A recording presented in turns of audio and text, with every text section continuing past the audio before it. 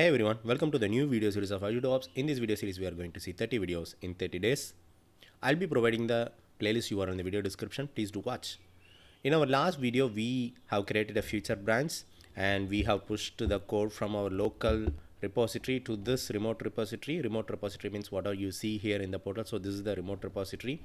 And now in this video, what we are going to see is pull request. So why do we need a pull request? So it is a best practice to create a separate branch from main branch, and you just push all your code over here. You will submit a pull request, means hey, these are the changes I am having, could you please review it? So once pull request is done, it will be merged to main. So here if you see, here we have login HTML which we have added in this branch, and if you go to main branch, you don't see it, and it is available only in future branch. We are going to create a pull request now. So in order to do it, just create a pull request from here, or you could go to pull request tab here and click on pull request. And here if you see at the top, here we need to select. So this is our source and this is our destination. In case if you want to change it vice versa, just click on it. See, it will change. Now let me switch back, and here if you see, here you are providing a title to your pull request, and you will add a description why these changes are required. And if you just click on the next tab, files, and here if you see what are the changes you have made, let's say for example, even if in the existing file if you have made some changes, it will show up here, and the commits as well. So what is the commit message we have given? So everything will be displayed. If you have multiple pages, everything will be displayed over here. And now in the description, you could add bold, italics, underline. So you have various formatting options over here. And reviewers.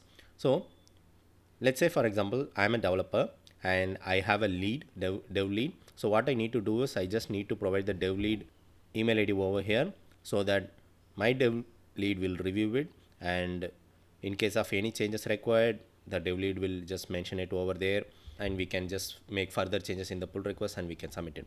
So here I'm going to provide Quilly as reviewer, and here in the drop down you could add related work item which will have a complete information about this particular change. So I just added one user story, and in case if you want to create some tag, you can do so. I'm just saying R1, which means release 1, and you can add multiple tag as well. And if you just click on this drop down, you will get to see create as draft or create. So create as draft means you are just keeping it as a draft and you are not submitting it, and create means you are submitting it. Just click on create. So the pull request got created, and if you see here, there is no merge conflict. And first of all, we just gave Quilly as review, right? And here if you will get to see Quilly over here. So we can set some branch policy to make reviewer as required, which we'll see later point of time. Now I'm in my account, meaning like I'm a developer. Let's switch to our dev lead account. So this is my dev lead. Quilly is a dev lead. So let me refresh this, and now Quilly is my dev lead, and Quilly will go here, and under pull request she is seeing a pull request have been submitted. So just click on it, and here if you see Cloud Tech Ram have created a pull request, and under files she will get to see whatever the changes are there. Let's say for example, Quilly can comment here like, hey, add few more lines, and comment. So comment got added. Now Quilly is just saying like these changes are required, need to make further changes, or found some issues with it. So Quilly can add comments over here, and if you see here in the home page as well, this comment was added. And now let's switch back to our dev account. So now the developer will be seeing whatever the comment is added by Quilly. Okay, hey, can you add few more lines? Okay, now what developer will do, developer will go here, let's make some changes.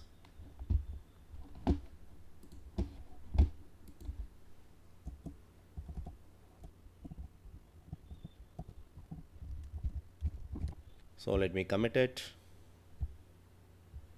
Now let's get back to our pull request, and now if you see here, I just made some changes. I just added one commit which is appearing here.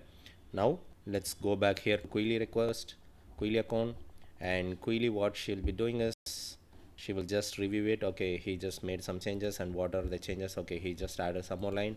So in that case, whether to resolve it, yes, because this is done. Okay, here I'm good with this changes, or in case if further changes required, Query will just reply, or if it is satisfied with this, just Query can reply like reply and resolve. And that's it, this got resolved. And now at the top, if you see, approve is there. So either Query can reject it or approve with some suggestion or decline. So anything Query can do. So I'm just approving it. It got approved. Before we proceed, I like to highlight that it takes a lot of effort to make a video like this. So I request you to hit the bell icon. Super thanks is now enabled on our channel. In case if you wish to contribute, I would really appreciate it. Now let's get back to our dev account, and now let's refresh.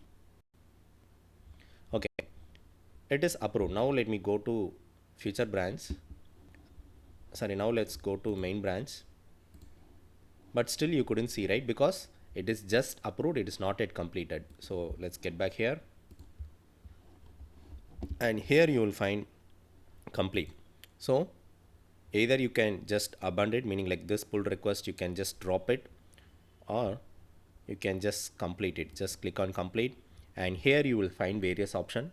Merge type, and here if you see non-linear means, so let's say for example if you have made like 10 to 15 commits, let me cancel this. If you see the commit, we have 2 commit history over here. So let's think like you have 15 commits over here for this change, and if you push everything to main branch, you will see lot of history, so it won't look good, right? So in that case, just click it here, just click on complete, and here if you just merge fast forward means all whatever you see here, everything will be moved. So I just want to keep it like squash the commit, linear history only with a single commit, so it will have a single commit. That's it. Let me select this, and here if you see complete the associated work items after merging. So after merging, do we need to close the work item? You remember, right? We have attached one user story. So do we need to mark that as complete and delete the future login branch after merging? Yes, we need to delete the future branch after merging, because there is no point in keeping it here. In case of further required changes, you can just create some bug branch and you can start working on it. And if you want to customize the merge commit, yes, you can just provide a customized message over here and click on complete merge. And now let's get back to main branch. Here you will get to see the login page is added, and under history if you see, only single commit is there, and you could see the pull request information over here, and you could see the details like who had created it, who had pushed it. So all this information, what are the work items were attached to it. And here if you see, both of them is now closed because we just selected that closing option. And let's go back here, and if you see, there is no future branch and it got deleted. And that's it on this video. I will provide WhatsApp and Telegram channel URL in the video description. Please do join. I request you hit the bell icon so that you will get notified when I am uploading new videos. Follow me on LinkedIn to stay connected. Thank you. Bye-bye.